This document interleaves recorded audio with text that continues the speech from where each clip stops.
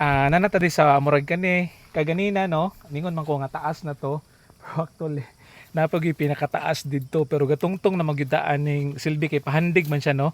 So makita gid ninyo ang kuan. Ang ako before na ko ipakita dito sa ubos no kay mas kita kay diri no ang overlooking no, ang tibok nga part dira sa Dumaguete no. Tanawan niyo dito sa taas nga part. Hopefully no dili ni against the light. Klaro ra po siya ha? Kay medyo sulaw naman niya init. So na dito si Kuya no sa taas, kung makita ninyo no kanang gasugod na siya no. Gipadayon niya og kanang pupo na no or harvest kaning sa mga dragon fruit. So kaniyang gitungtungan niya dako jud nga bato. Okay?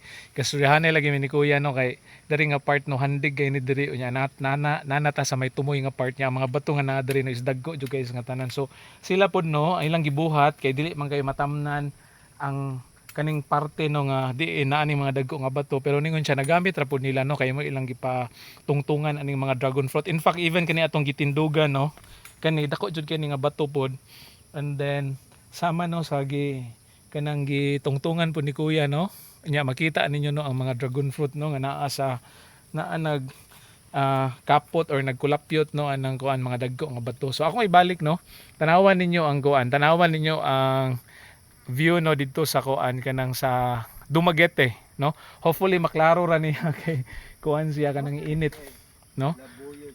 So inana siguro dayon padayon nato no ako padayon nga ipakita ninyo pero careful ta no kay kaning sa ubos na ay mga sibuyas no lantawan ninyo ang sa ubos na mga sibuyas. Okay, so inana okay and then balik tagamay no.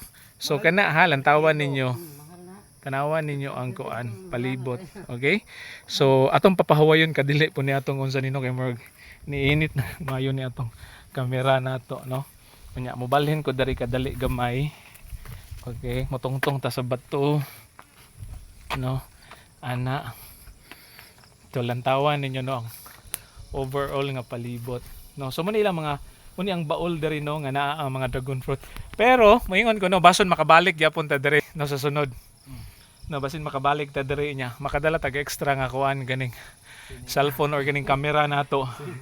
Actually no wala mi kadala og lain nga t-shirt no.